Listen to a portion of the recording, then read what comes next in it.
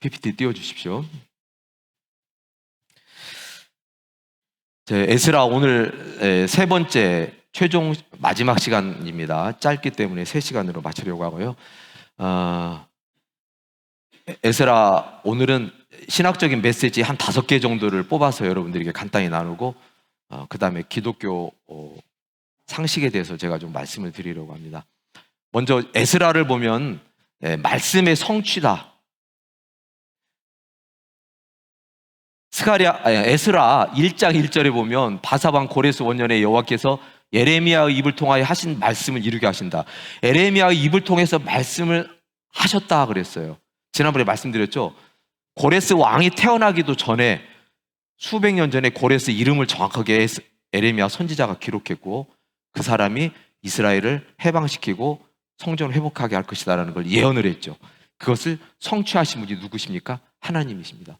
그래서 에레미야 29장 10절에 보면 여호와께서 말씀하시니라 바벨론에서 70년이 차면 내가 너희를 돌보고 나의 선한 말을 너희에게 성취하여 너희를 이곳으로 돌아오게. 여러분 여기서 70년이 차면 에스라가 수백 년 전에 70년이 차면 돌아올 거라고 예언을 했죠. 그랬는데 자 70년은 어떻게 계산이 될까요? 두 가지로 나눠지기도 하는데 하나는 1차 포로가 끌려갔을 때가 주전 605년이고 그리고 69년 정도 70년 거의 됐을 때 1차 포로가 귀환을 하죠. 그래서 이걸 70년으로 보는 시각도 있고요. 어떻게 70년이냐? 또 한 가지 견해는 성전이 파괴됐을 때가 주전 586년이었는데 성전이 완공된 해가 주전 516년입니다. 그래서 정확하게 70년. 그러니까 포로가 1차가 끌려갔다가 돌아왔을 때도 약 70년이고 성전이 무너졌다가 회복된 것도 정확하게 70년이거든요. 그것을 오래전에 에레미야 선지자가 예언을 했어요. 그래서 이게 말씀의 성취가 됐다. 우리 하나님은 신실하신 하나님, 그리고 역사의 주인이신 하나님이다. 하나님의 말씀과 약속은 반드시 이루어진다. 그냥 이루어지는 게 아니라 나의 상황과 처지가 어떠할지라도, 제가 그 말을 넣었어요. 여러분 우리 상황, 우리 삶, 처지가 어떠할지라도 하나님께서 언약하신 것은 반드시 이루어진다는 거예요. 그게 우리 신앙이에요. 성경에도 분명히 기록했어요. 그래서 하나님은 신실하시다. 하나님의 주권적인 통치, 이 세상의 역사를 다스리고 통치하시는 분은 우리 하나님이시다. 고레스 왕의 마음도 감동시킨 것도 하나님이고, 그래서 내 삶을 하나님께 맡기고 순종하자. 그래서 하나님은 교회 안에만이 아니라 온 세상의 역사와 우주를 다스리신다. 우리는 하나님이 교회 안에서만 역사하신다고 그렇게 순간순간 착각할 때가 있는데 아니요. 우리 하나님은 온 세상 우주 전체를 다스리고 인간의 모든 역사를 주관하시는 것이 우리 하나님이시다. 그 다음 두 번째로 그 터가 나오죠. 에스라 3장 3절에 보면 무리가 모든 나라 백성을 두려워하여 제단을 그 터에 세우고 그 위에서 아침 저녁으로 여호와께 번제를 드리며, 여기서 그 터가 나오는데 그 터가 어떤 터일까요? 성전을 세운 터인데, 제가 그전에 성경 공부나 설교 때도 말씀드렸죠. 아브라함이 이삭을 바쳤던 산이 무슨 산이죠? 모리아산이에요. 거기서 내가 내게 일러준 산, 거기서 그를 번제로 드리라. 그 산이 무슨 산이라고요? 모리아산이죠. 근데 그 모리아산이 훗날 다윗 시대에 무슨 일이 일어난다고 말씀드렸죠? 오르난의 타작마당입니다. 다윗이 인구조사를 해서 하나님 앞에 범죄했을 때 하나님께서 큰 재앙을 치시죠. 그리고 나서 다윗이 회개의 눈물에 기도를 올릴 때 천사가 나타나서 거기 가서 제단을 쌓고 번제와 화목제를 드리면 하나님께서 재앙을 거둘 것이다. 그것이 어디냐면 오르난의 타작마당인데 역대하 21장 26절에 나오고요. 근데 그 오르난의 타작마당인 그 터가 나중에 뭐가 된다고요? 다윗이 그걸 성전 터로 만들어가지고 솔로몬이 그곳에다가 성전을 건축합니다. 그래서 역대하 3장 1절에 보면 예루살렘 모리아산에 여호와의 전 건축하기를 시작하니 그곳은 오르난의 타작마당이에요. 자, 모리아산이 어디라고요? 아브라함이 이삭을 바쳤던 곳. 그러니까 다 상징성이 있는 거예요. 예수님께서 대신 십자가에 죽으셨던 골고다 언덕이 바로 그걸 상징하는데 하나님께서 예비하신 어린 양을 대신 죽게 만들으셨죠. 그것이 오르난의 타작마당이고, 모세 유월절 제사는요 신명기 16장 6절에 보면 오직 내 하나님 여호와께서 자기의 이름을 두시려고 택하신 곳, 다른 곳에서 예배하지 말라는 거예요. 가나안 땅에 택하신 그곳에서 예배하라.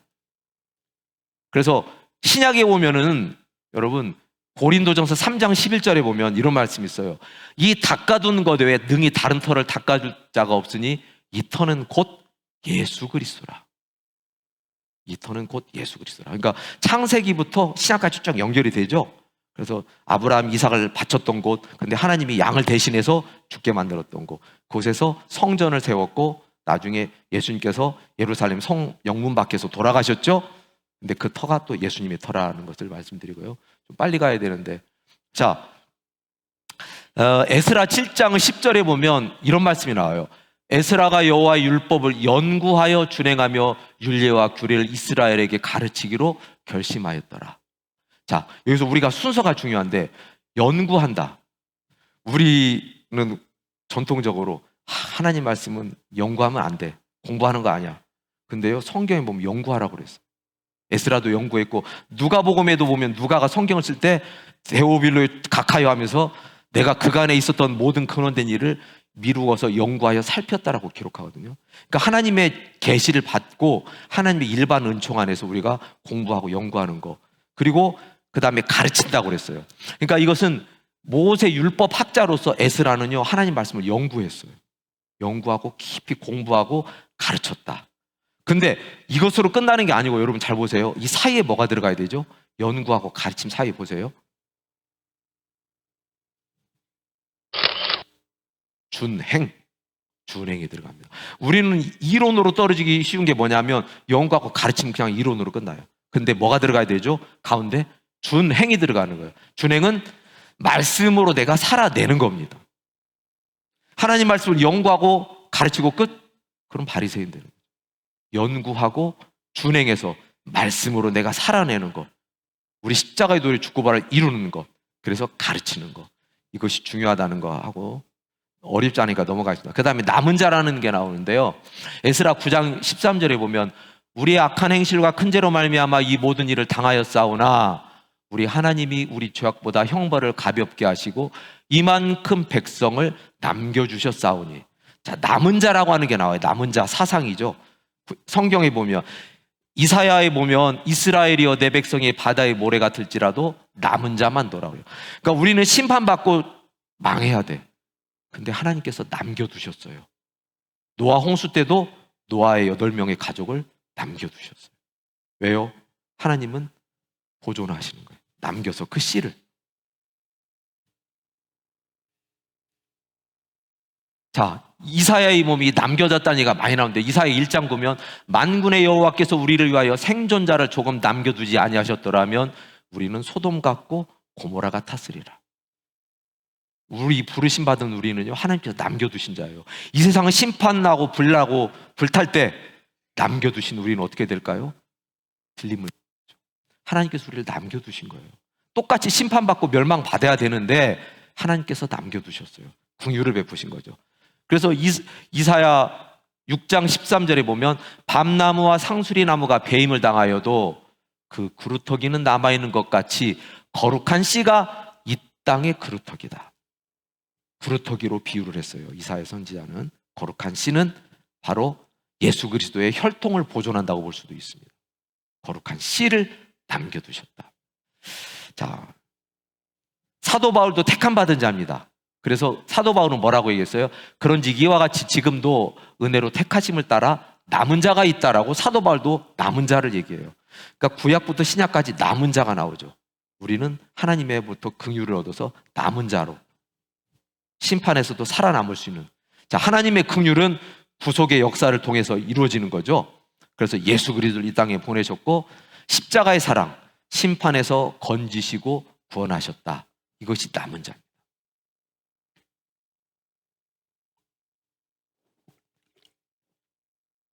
남은 게 많기 때문에 좀 빨리 가도록 합니다. 자, 끝으로 하나님의 열심. 하나님의 열심. 좀 표현이 이상하죠? 근데 우리 CCM 찬양에도 제목이 있어요. 찬양 제목이 하나님의 열심. 그리고 우리나라 어떤 유명한 목사님께서 책을 쓰셨어요. 하나님의 열심이라는 굉장히 유명한 책인데, 거기서 보면 하나님께서 우리를 향해서 보세요. 바사왕 고레스 원년의 여호와께서 고레스의 마음을 감동시킨 거 하나님이에요. 이 성경에 보면 하나님께서는, 근데 여러분 역대하 맨 마지막 장을 봐도, 집에 가서 성경 보세요. 역대하하고 에스라하고 연결되어 있잖아요. 근데 신기하게 역대하 맨 마지막 구절이 이 구절이에요. 역대하 맨 뒷부분이 36장 22절, 그리고 그 다음 장이 에스라 1장 1절, 똑같은 말씀이 써 있어요. 똑같은 말씀이 써 있어요. 글자도 똑같이 써 있어요. 에스라 맨 시작과 역대하 맨 끝이 똑같이 연결되어 있다. 한번 성경 보십시오. 똑같이 써 있거든. 그대로. 이것은 뭐죠? 하나님께서 이미 계획하고 작정하시고 에스라를 통해서. 그래서 우리 하나님은 성실하신 하나님이다. 우리 찬양 가사에도 있잖아요. 포기하지 않는 놀라운 사랑으로. 그래서 하나님은 계속 반전의 역사를 쓰십니다. 반전에 또 반전. 그래서 우리 하나님은 포기하지 않고 여전히 일하신데, 언제부터요? 창세기부터 계시록까지 모든 역사는 하나님께서 우리를 위해서 예배하신, 하나님께서 열심을, 하나님의 마음, 하나님의 눈물, 하나님의 열심, 우리를 살리기 위한 하나님의 열심, 이게 성경에 대대로 흐르고 있습니다. 자, 기독교 상식, 제가 이제 정말 중요하게 말씀드리고 싶은 게 요거인데, 근데 시간이 15분 정도밖에 안 남았는데 이번에 다 끝내야 되는데 끝낼 수 있을지 모르겠습니다. 자, 보도록 하죠. 이거 지난번에 나왔던 건데, 신학이 뭔가를 간단히 소개를 했죠. 신학은 학문이 아니고 살아있는 예수 그리스도의 생명의 말씀이다 하는 거 말씀드렸고요. 신학은 위험한 것이냐 해서 제가 두 가지 사례를 말씀드렸죠. 정통이 아닌 신학을 하면 위험하다. 그리고 잘못되는 것은 사람이 잘못되었기 때문이지 신학이 잘못된 거다. 칼을 강도의 손에 들려느냐, 집에서 요리하는 데 따라다라. 이걸 했고요. 자, 이제 오늘 내용입니다. 자, 여러분, 제가 이제 신학 발전이 어떻게 이루어지는지를 간단하게 말씀드리려고. 왜 이걸 말씀드리려고 하냐면, 여러분, 우리 총회는 어떤 신학일 것 같아요? 우리 총회가 어딘지 아세요? 그저께인가도 어떤 권사님이 저한테 전화하셔갖고 이런저런 말씀하시다가, 아니 나는 근데 주위에서 나보고 어떤 교회 다니냐고, 우리 총회 어디냐고, 난 대답을 못 하겠어. 어렸을 때부터 지금까지 우리 총회를 신학을 여기서 했는데, 다니는 교회가 어떤 데야? 거기 총회가 뭐야? 말을 못 하겠대요. 여러분, 근데 우리 총회는 합동복구 총회고 옛날에는 대한예수교 장로회 동로회였죠. 우리 그 수련회 가면은 유인물 거기에 보면 또 총회장님이 딱 우리 역사 쓰고 해서 읽어보셔야죠. 근데 이제 저는 그런 외적인 역사를 말씀드리려고 하는 게 아니라, 우리 총회에서 추구하는 신앙과 신학은 거의 같은 뜻이에요. 그것을 제가 좀 특징을 좀 말씀드리고 싶어서 제가 좀 준비를 해봤는데, 그러려면 우리는 뭐를 알아야 되냐면 기독교 역사를 알아야 돼요. 우리 총회 신학이 하늘에서 갑자기 없다가 뚝 떨어진 게 아니라 기독교 역사에서 발전해서 하나님의 섭리 가운데 나타난 거거든요. 그래서 그 맥락을 제가 한번 말씀드리고 싶어요. 그러려면 기독교 역사를 알아야 되는데, 시간이 없으니까 제가 중세 시대 종교개혁 때를 중점으로 잠깐 말씀드리겠습니다. 중세 시대 종교개혁은 1517년도에 마틴 루터에서 일어났죠. 그때 로마 카톨릭이 타락했죠. 우리 면제부 바란네, 무슨 뭐 성모 마리아를 우상으로 해서 섬기네, 이런 로마 카톨릭의 문제점 다 알고 있죠. 그런데 그것도 문제지만 진짜 로마 카톨릭 심각한 문제가 뭐냐면요, 구원을 얻는 방법에 있어요. 그럼 잘 보세요. 로마 카톨릭이 주장하는 구원은 뭐냐면, 어떻게 사람이 구원하느냐? 자, 보세요. 하나님의 은총 50%. 하나님이 우리를 구원하는데 50%를 하나님께서 구원하고 나머지 50%는 우리 인간이 채우는 거라고 가르쳐요. 우리 인간이 공적을 쌓고 선행을 행하고 해서 그 50%를 채우면 우리는 구원받는다. 이것이 로마 카톨릭의 구원론입니다. 그래서 이렇게 해야 100%가 완성된다는 거예요. 로마 카톨릭의 구원론이. 자, 근데 마틴 루터란 사람이, 제가 군더더기 다 빼고 간단하게 말씀드리려고, 이것도 몇 시간을 강의해야 될 내용인데, 마틴 루터가 로마 카톨릭 사제였어요. 로마 카톨릭 사제였는데, 로마 카톨릭 교리 중에 또 하나가 뭐냐면, 사제를 통해서 세례를 받으면 성령이 그 안에 임하고 구원받는다라고 나와요. 구원받는 방법이 공적을 쌓고 세례를 받아야 돼요. 사제들을 통해서. 근데 마틴 루터가 자기도 세례도 받고 나중에 거기서 사제가 돼요. 근데 로마 카톨릭 교리대로 안 되는 거예요. 사제한테 세례를 받았는데 자기는 구원에 확신이 안 생기는 거예요. 카톨릭 교리대로 했는데 왜 구원을 나는 얻을 수가 없는 거예요. 그래서 마틴 루터가 그 다음부터 뱅어기를 떠납니다. 며칠씩 굶으면서 금식 기도하고 그 차가운 방에서 난방 안 하고 막 추위를 견디고 그 다음에 무릎으로 종탑 꼭대기까지 계단을 올라가서 막 무릎 다 까지고 피를 흘리면서 이렇게 하면 구원받을까? 내가 어떤 공적을 쌓고 고행을 해야 되니까 사실은 불교하고 비슷한 거죠. 그렇게 했는데도 불구하고 젊은 마틴 루터의 몸에서는 육체의 정욕이 없어지지 않는 거예요. 죄의 본성이 그대로 남아있으니까 너무너무 괴로운 거예요. 나는 구원 못 받나? 어떻게 이 구원을 받을 수 있는가? 그래서 이 사람이 고민하다가 자기가 구원을 어떻게 받는지를 고민을 하고 엄청난 방황을 해요. 그러다가 성경을 공부를 합니다. 그리고 학생들에게 가르치는 교수로 성경을 공부하는데 시편을 읽으면서 시편에서 다윗이 울부짖는 그 기도, 자기 그 신음하는, 죄 때문에 신음하는 걸 보면서 위로를 얻어요. 아니, 다윗 같은 사람도 이렇게 죄 때문에 신음하네? 그럼 내가 크게 잘못된 거 아닌가? 그리고 나서 여러분, 로마서와 갈라디아서를 읽으면서 놀라운 진리를 깨달아요. 너희가 행위로 구원받지 못한다. 너희의 구원은 하나님의 선물이다. 율법의 행위로는 절대 구원받지 못해. 로마서, 갈라디아서 여러분 수도 없이 나와요. 그걸 보면서 머리에 번개 맞은 것처럼 루터가 딱 깨어나는 겁니다. 로마 카톨릭은 잘못됐다. 인간이 무슨 공적을 쌓고 선행을 쌓아서 50% 채우는 게 아니고 전적인 하나님이에요. 100% 하나님의 은혜지 내가 하는 건 아무것도 없다. 그래서 거기서 무슨 진리를 깨닫냐면 이신칭의, 의는 믿음으로 말미암아 구원을 얻는다. 이게 종교개혁의 핵심입니다. 그래서 사제의 어떤 전통을 로마 교황이 다 필요 없고 성경만이 진리라는 걸 깨달아요. 오직 성경, 솔라 스크립투라. 그 다음에 오직 믿음으로 구원받는다, 솔라 피데. 그 다음에 오직 은혜로 구원받는다, 솔라 그라티아. 이 세 가지가 종교개혁의 3대 핵심이었어요. 그래서 마틴 루터가 주목한 것은 뭐냐면 내가 어떻게 구원을 받는가, 이것에 주목을 했어요. 내가 어떻게 구원을 받는가. 구원의 방법에 대해서 고민을 하다가 믿음으로 구원받는다. 카톨릭 잘못됐다. 그래서 종교개혁이 일어난 것이죠. 근데 이 세 가지 표에다가 두 가지가 나중에 더 추가가 되죠. 오직 예수 그리스도, 솔루스 크리스투스. 그 다음에 오직 하나님의 영광, 솔리데오 글로리아. 5가지 종교개혁의 핵심 지표가 나오는 거죠. 자, 그래서 여러분들 제가 말씀드린 것은 구원을 어떻게 얻느냐? 로마 카톨릭 잘못됐다. 내가 구원을 이루는 게 아니라 전적인 하나님의 은혜다. 이게 여기서 구원 방법이 나왔고요.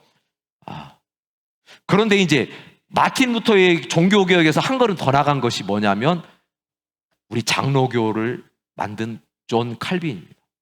칼빈은 어디에다 주목을 했냐면 내가 구원을 얻는 방법을 루터가 깨달았다면 칼빈은 여기에서 이제 무엇을 주목하냐면 그러면 우리에게 구원을 주는 분이 누구냐?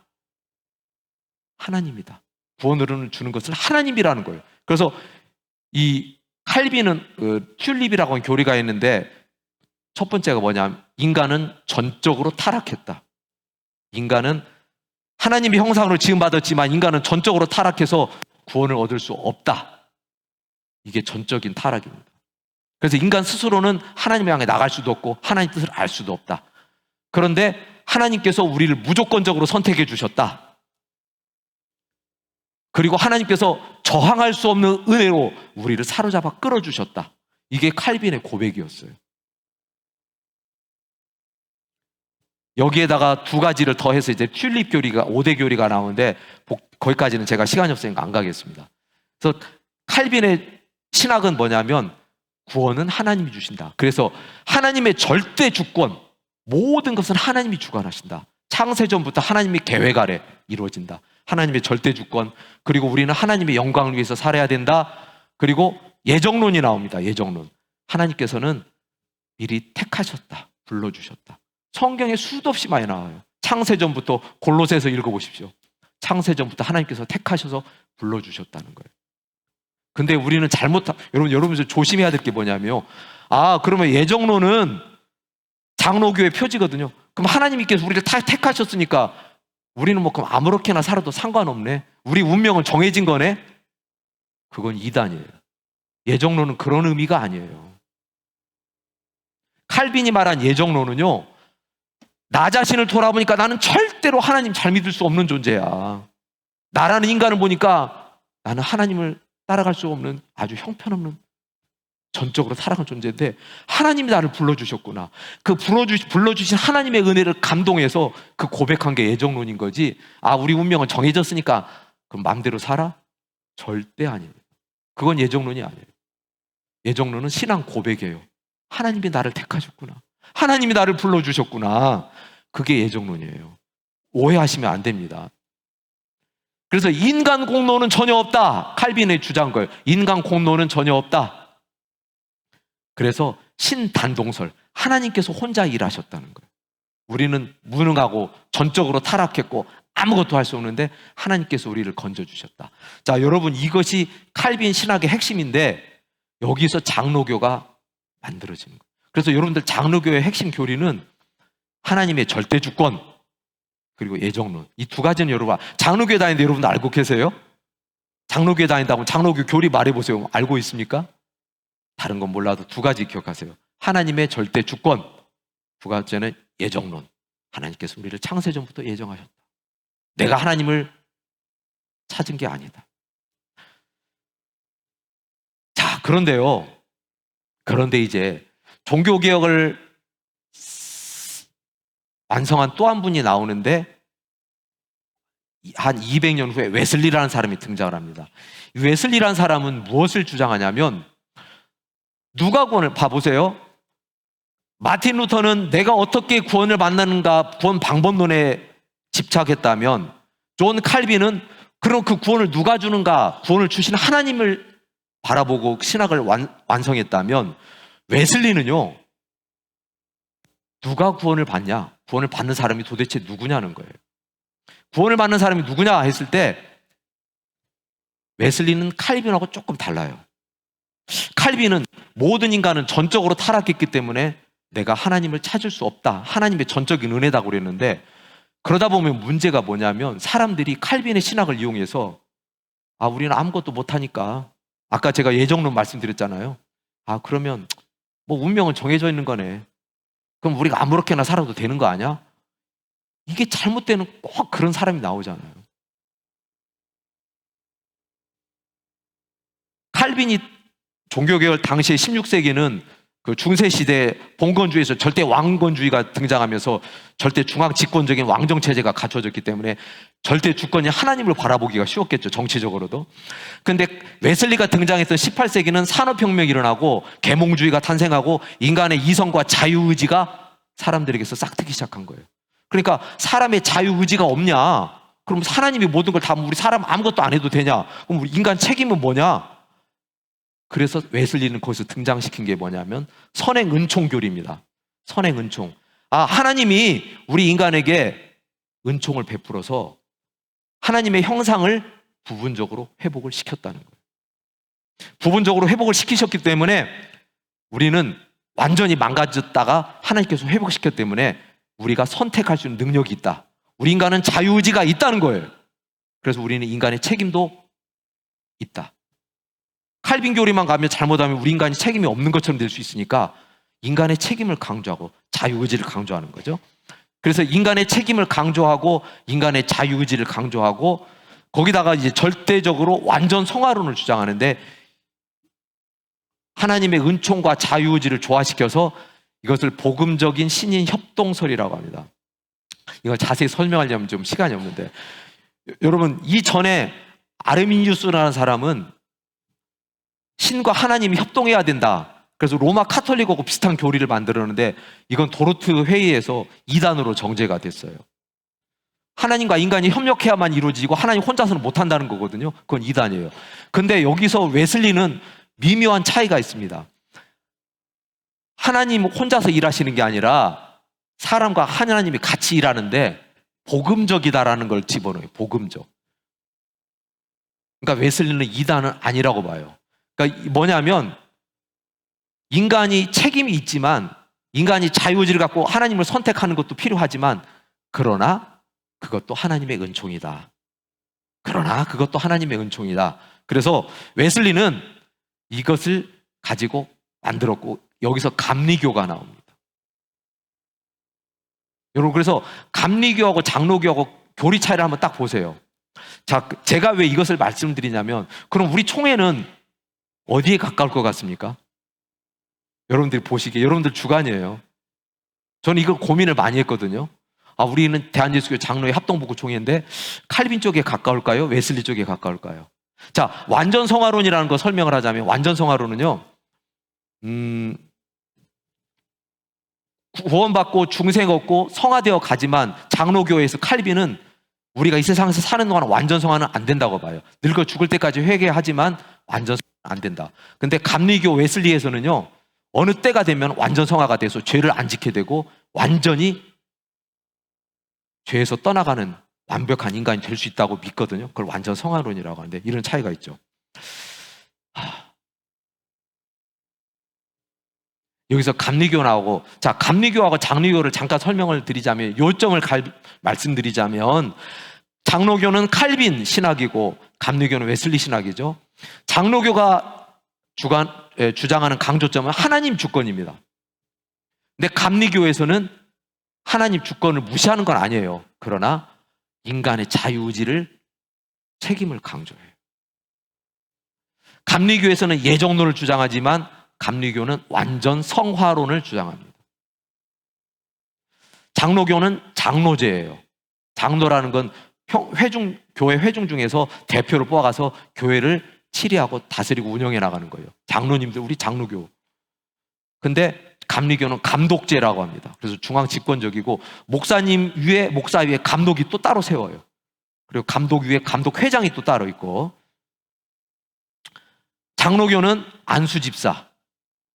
근데 감리교는 남자의 권사를 둡니다. 여러분, 우리 교회 남자 권사 있죠? 근데 보통 장로교회는요, 남자 권사 없어요. 감리교회만 있는 거거든요. 자, 그 밖에 교단들을 잠깐 살펴보고 마쳐야 될 것 같네요. 이것만 따로 강의를 하려도 오래 걸리는데 그냥 요점만 갈 때, 침례교도 있죠? 침례교 이상한 데 아니에요. 이상한 데 아닙니다. 미국 같은 데는 침례교가 제일 많거든요. 침례교는 교회가 회중교회예요. 그러니까 여기는 장로 같은 어떤 대표를 뽑지 않고 모든 회중이 같이 참여해서 교회를 운영해 나가는데, 이 침례교회는 세례 받을 때 물에 완전히 잠겨서 세례를 받습니다. 우리는 머리에다 물을 찍어서 하지만 거기는 침수례를 해요. 물에 완전히 들어가서. 그리고 침례교의 특징은 유아 세례를 인정하지 않습니다. 유아 세례를 인정하지 않아요. 본인의 의지로 신앙 고백을 하고 성인이 돼서 세례를 받는 거지, 애가 뭘 알아서 세례를 주냐? 갖고 인정하지 않는 침례교. 간단히 넘어갈게요. 성결교. 성결교는 사중복음을 강조하는데요. 사중복음이 뭐냐면 중생, 성결, 신유, 재림. 4가지 사중복음을 강조합니다. 근데 이 성결교도 웨슬리에서 파생돼서 나온 거예요. 그러니까 감리교하고 거의 사촌급이죠. 성결교는 개인의 성결을 강조하고, 감리교는 사회 정화운동 같은 걸 강조하는 편이고요. 이 우리나라 성결교는 일본에서 유래가 됐어요. 우리나라 1900년대 초에 일본으로 유학 갔던 사람들이 거기서 성결교를 들여와서 우리나라에서 퍼뜨렸고요. 그 다음에 오순절교의 중심은 은사주의입니다. 그래서 성결교는 아까 사중복음 얘기했죠. 중생, 성화. 첫 번째 축복은 중생하는 것, 다시 태어나는 거예요. 두 번째 축복은 성화, 거룩하게 되어가는 것. 이게 두 번째 축복이라고 그랬죠. 성령 세례를 받았다고 주장하거든요. 감리교는, 성결교도. 근데 오순절교는 세 번째를 뭐를 두냐면요, 방언. 방언을 해야 진짜 성령 세례를 받은 사람이다.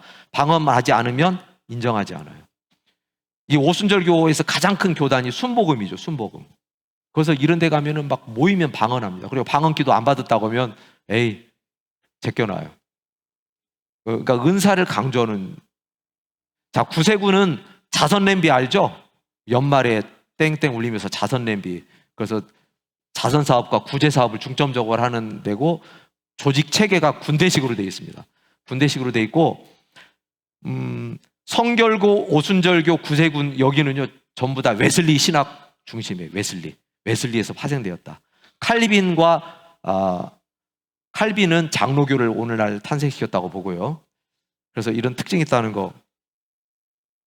자, 여러분, 그러면 어떤 게 맞냐? 하나님 주권으로 가는 장로교가 맞냐? 인간 책임도 강조하는 감리교가 맞냐? 이거 갖고 싸울 필요가 없어요. 아니, 둘 중에 하나가 맞이할 거 아니야? 아니요. 하나님의 나라는 양립할 수 없는 것 같이 양립하는 것입니다. 이게 하나님의 신비예요.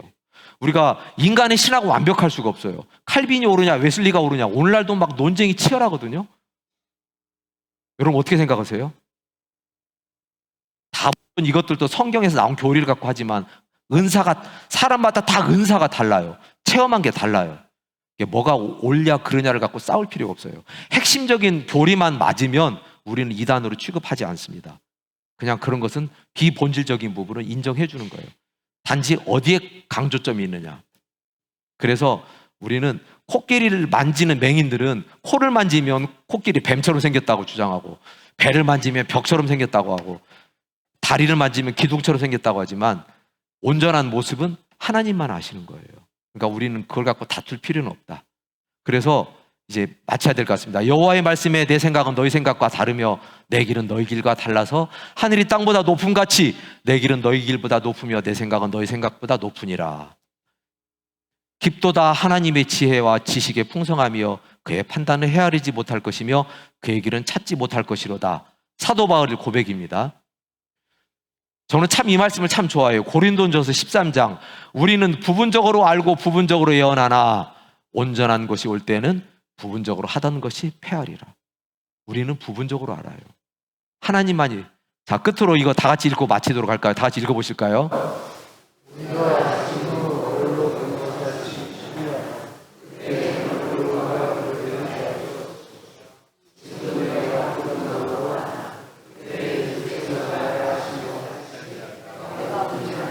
아멘. 하나님만이 참되시고 하나님만이 완전하십니다. 우리는 이거를 싸울 필요 없어요. 장로교, 감리교. 근데 이제 시간이 없어서요. 우리 총회 신학은 또 다음으로 미뤄야 될 것 같습니다. 시간이 9시가 벌써 넘어가지고 제가 이게 시간 내에 끝내는 재주가 없어서. 그래서 어쨌든 다른 교단과 기독교 역사를 대략 살펴봤고, 이런 맥락에서 우리 총회 신학을 다음 기회에 제가 말씀드리도록 하고요. 확실한 것은 예수님께서 재림하실 때 성령께서 우리에게 충만하게 임하시면 모든 것을 알게 하십니다. 믿으시죠? 네. 잠깐 기도하고 마치도록 하겠습니다. 사랑해 주님 감사합니다. 아무것도 모르는 저희들을 택하시고 불러주시고 하나님의 백성, 하나님의 자녀 삼아주시니 감사를 드립니다. 하나님, 이 땅에 사는 동안 하나님의 뜻을 온전히 알게 하시고 하나님과의 깊은 교제 가운데서 우리 삶이 예배가 되고 예배가 삶이 되어 거룩한 산제물로 하나님의 바쳐지는 저희들 되게 하여 주시옵소서. 예수님 이름으로 기도합니다. 아멘.